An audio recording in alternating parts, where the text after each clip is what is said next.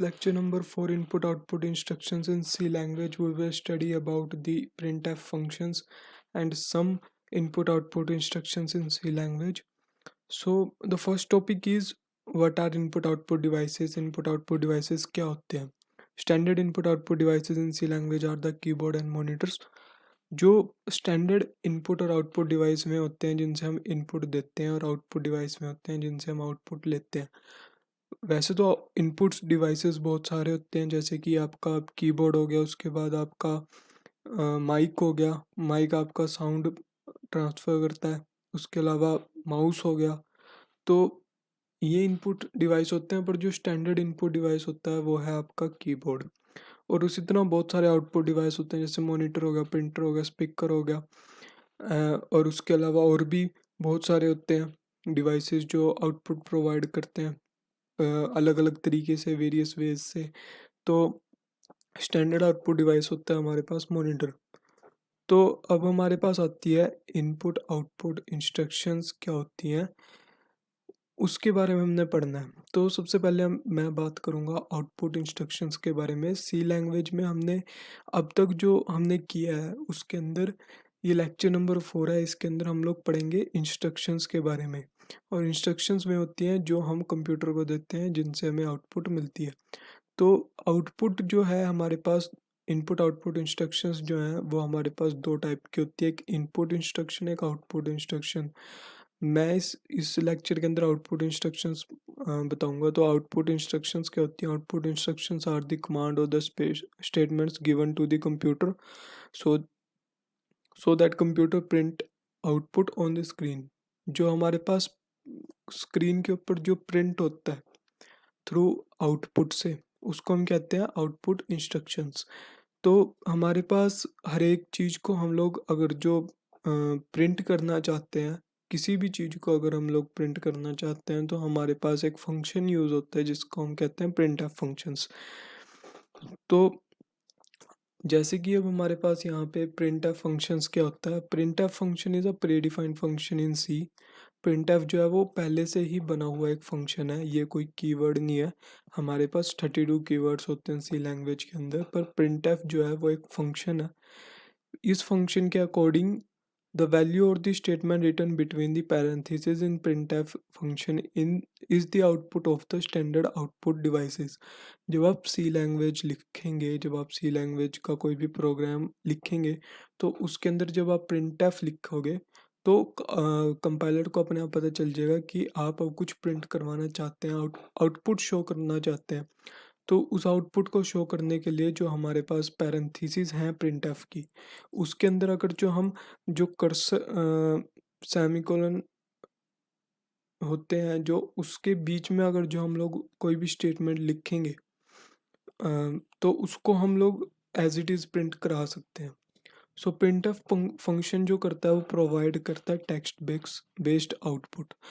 तो let's make a program using printf function to print the group of words on the monitor. We have to make a program. अब मैं इसको एक programme के according समझाऊंगा. अगर प्रोग्राम आपको समझ में आ गया तो आपको बहुत अच्छे से इसको समझ में आ जाएगा. तो सबसे पहले हमने देव सी प्लस प्लस का एक कंपाइलर खोल लिया. इसके अंदर हम फाइल पे गए और न्यू पे गए और यहाँ पे सोर्स फाइल हमने बना ली. तो इस सोर्स फाइल के अंदर हम लोग अब लिखेंगे, कुछ हमने स्टेटमेंट्स लिखनी है जो हमारे पास कंपलसरी होती है हर एक प्रोग्राम के अंदर, जैसे कि हैशटैग इंक्लूड स्टूडियो.h. स्टूडियो.h जो होता है हमारे पास, ये हमारे पास स्टैंडर्ड जो इनपुट आउटपुट जो होती है आपकी, स्टैंडर्ड इनपुट आउटपुट होती है. उसके बाद आता है हमारे पास हैश इंक्लूड conio.h. इससे हमारे पास ये स्टैंडर्ड कंसोल इनपुट आउटपुट है. तो अब जो इन दो लाइनों से ये पता चलता है कि हमारे पास जो सी लैंग्वेज की लाइब्रेरी है वो इस प्रोग्राम के साथ अटैच हो चुकी है. और इस प्रोग्राम जो लाइब्रेरी है इसके अंदर बहुत सारे प्री डिफाइंड फंक्शंस हैं, प्री डिफाइंड कीवर्ड्स हैं. तो जैसे कि हमने अब यहाँ पे कुछ ना कुछ प्रिंट करवाना है, तो हम लोग वॉइड मेन लिखेंगे.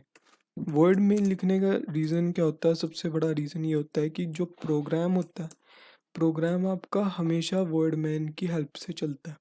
जब भी आप प्रोग्राम को ऑन करेंगे तो सबसे पहली जो एग्जीक्यूशन होएगी लाइन की वो मेन की होएगी। मतलब जहाँ पे मेन फंक्शन लिखा है वहाँ पे आपकी एग्जीक्यूशन होएगी, अदरवाइज प्रोग्राम एग्जीक्यूट ही नहीं करेगा।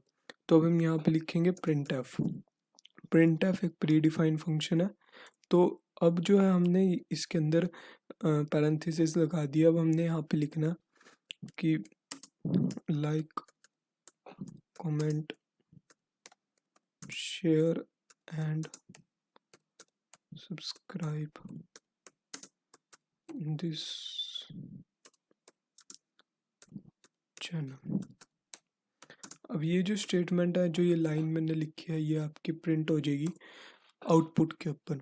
तो अब हमने यहाँ पे लिखना है get C H. Get C H भी हमारे पास प्रिंट एफ की तरह एक फंक्शन है, एक प्री डिफाइंड फंक्शन है। तो जिसकी हेल्प से, इसका मतलब होता है गेट करेक्टर। जब हम इसको लिखते हैं तो हमारे पास जो कंसोल, जो आउटपुट है, मतलब जिस स्क्रीन के ऊपर हम लोग आउटपुट शो करते हैं उसे हम कंसोल स्क्रीन कहते हैं। तो उस स्क्रीन के ऊपर हम लोग इसको, आउटपुट को बहुत देर तक देख सकते हैं। तो इसका जो रीज़न है, गेट करेक्टर का मतलब होता है जब तक हम एक करेक्टर एंटर नहीं करेंगे तब तक हमारे पास वो स्क्रीन बंद नहीं होगी। तो अब हम इसको रन करेंगे तो सबसे पहले हमारे पास इसको सेव करना पड़ेगा। तो इसको मैंने डेस्कटॉप के अंदर सेव कर लिया और इसकी जो एक्सटेंशंस हैं वो CPP से .c करती, और इसका नाम रख दिया हमने 1.c। और यहाँ पे मैंने यहाँ पे ऑल फाइल्स कर दिया और यहाँ पे सेव कर दिया। अब हम करेंगे इसको रन। तो एग्जीक्यूट पे गए और कंपाइल एंड रन। तो कंपाइलर शो हो गया। कंपाइलर ने क्या किया, इसके अंदर कोई भी एरर नहीं है, कोई भी वार्निंग नहीं है।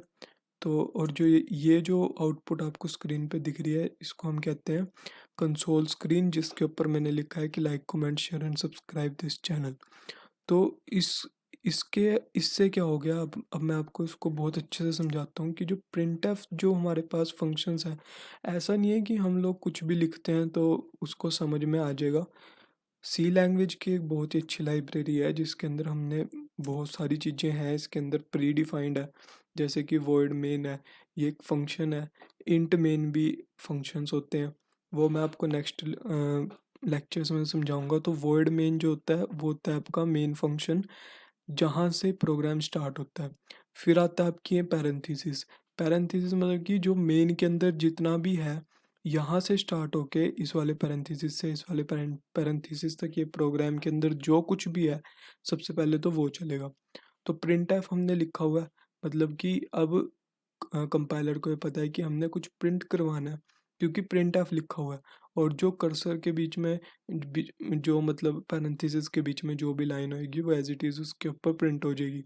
और जो हमारे पास गेट सी एच करेक्टर होता है वो होता है आपका गेट करेक्टर, जो हमारे पास हेल्प करता है कंसोल स्क्रीन को होल्ड करने के लिए।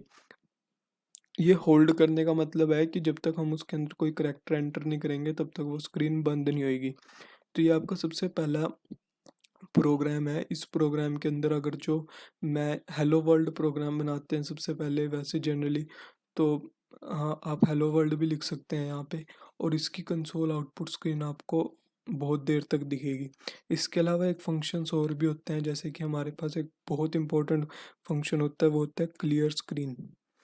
इस क्लियर स्क्रीन की हेल्प से जो हमारे पास प्रीवियस आउटपुट होती है वो हमारे पास क्लियर हो जाती है। और ये आपकी मर्जी होती है, आप चाहो लगाओ चाहे ना लगाओ। तो ये आपका प्रोग्रामिंग का सबसे फर्स्ट प्रोग्राम है जो आपका कंप्लीट हो चुका है। अब नेक्स्ट लेक्चर्स में मैं आपको उसके नेक्स्ट प्रोग्राम सिखाऊंगा।